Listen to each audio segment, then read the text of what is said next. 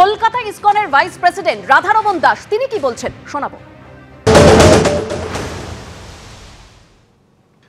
আমি একটা সোশ্যাল মিডিয়াতে দুটো ভিডিও দেখলাম যেখানে বলা হচ্ছে কি আমাদের ইসকন কংগ্রেগেশন ভক্তকে মারধর করা হয়েছে। তো এটা খুব আনফর্চুনেট, কেন কি আজকে হিউম্যান রাইটস দিন আছে আর এরকম খবর পেলেই মতলব এটা কিরকম লাগে। মতলব হিউম্যান রাইটস দিনের আমরা তো 100 দিন থেকে দেখছি কি বাংলাদেশে কি ঘটিত হচ্ছে। ওটাই আমি টুইট করেছি কি ইউনাইটেড নেশন হিউম্যান রাইটস আজকে তো অন্তত আপনারা জাগুন, আজকে তো হিউম্যান রাইটস দিন আছে। যদি আজকে 100 দিন থেকে আপনারা ঘুমাচ্ছিলেন, কিন্তু অন্তত আজকে উঠে দেখুন বাংলাদেশে কি ঘটিত হচ্ছে। এটা দেখুন কি ওখানে মৌলবাদীরা ওপেনলি জেনোসাইডের কল দিচ্ছে।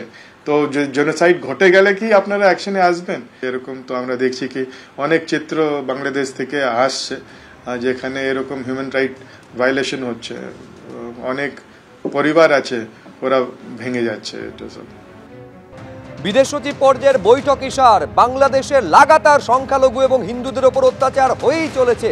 বিদেশ সচিব পর্যায়ের বৈঠকের পর নতুন একটি ভিডিও সামনে এসেছে, যে ভিডিও পোস্ট করেছেন কলকাতা ইসকনের ভাইস প্রেসিডেন্ট রাধারমন দাস। ঢাকার উত্তরায় ইসকনের সদস্যের ওপর প্রাণঘাতী হামলা হয়েছে বলে অভিযোগ তুলেছেন তিনি। এই ভিডিও পোস্ট করেছেন রাধারমন দাস। মানবাধিকার দিবসে মানবাধিকার সংগঠনের কাছে সরব হওয়ার আর্জি জানানো হয়েছে।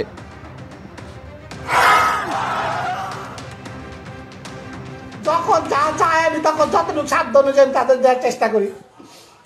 দেশবাসীর কাছে এবং পৃথিবীর কাছে বিচার চাই। আমরা বাংলাদেশের নাজুক পরিস্থিতিতে থেকে যদি আমরা ঠিক মতো বাচ্চাগুলোকে, এতিমখানার বাচ্চাগুলোকে আমি মনে করেন এনে বাসাতে কি যত্ন করে যে খাওয়াই, যখন যা চাই আমি তখন যতটুকু সাধ্য অনুযায়ী তাদের দেওয়ার চেষ্টা করি। দেশবাসীর কাছে এবং পৃথিবীর কাছে বিচার চাই। আমরা বাংলাদেশের নাজুক পরিস্থিতিতে থেকে যদি আমরা ঠিক মতো কথা বলতে না পারি এবং আমার কাছে পুলিশ কমপ্লেনও করতে দিচ্ছে না, তা আমি কি করবো, কোথায় যাব? আপনারা যারা ফেসবুক লাইভটা দেখতেছেন তারা সবাই একটু লাইভটা শেয়ার করেন। এমন ভাবে মারলো আমারে।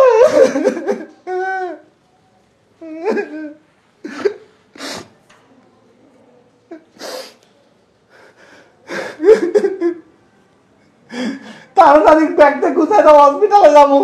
আমার এই ছোট দুইটা বাচ্চা, আমার বউ ডরে কথা কয় না, ওরা যদি মারে, ঠিক আছে? আমার বউ মনে করেন কথা কয় না, যদি আমার বউকে মারে আমরা কি দেশের মধ্যে সারা বছর এইভাবে হিন্দু বলে নির্যাতিত হতে থাকবো? শুধু আমাদের হিন্দুদের জন্য কি দেশে কোনো আইন নাই, আদালত নাই? আমাদের দেশে কি কোনো বিচার পাবো না আমরা? দেখেন এই রক্ত মাখা টিস্যু, এই রক্ত মাখা টিস্যু বিচার চাই। আমরা যুদ্ধের জন্য আমাদের বাপ দাদা ঠাকুর দাদারা প্রাণ দিয়েছেন।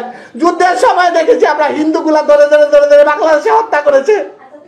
যুদ্ধের সময় দেখেছি বাংলাদেশে হিন্দুগুলাকে ধরে ধরে ধরে ধরে হত্যা করেছে। এখনো হিন্দুরা নির্যাতিত হতে থাকবে, তা আমরা যাবো কোথায়? কিছু হলে বলে ভারত চলে যায়। কেন? ভারত কি আমাদের দেশ নাকি? আমাদের দেশ বাংলাদেশ। আমরা বাংলাদেশে সুখে শান্তিতে সবাই মিলেমিশে থাকতে চাই।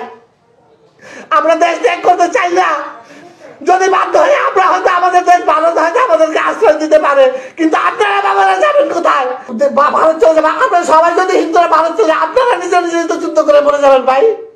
তো এর কি কোনো বিচার পাবো না আমরা বাংলাদেশে?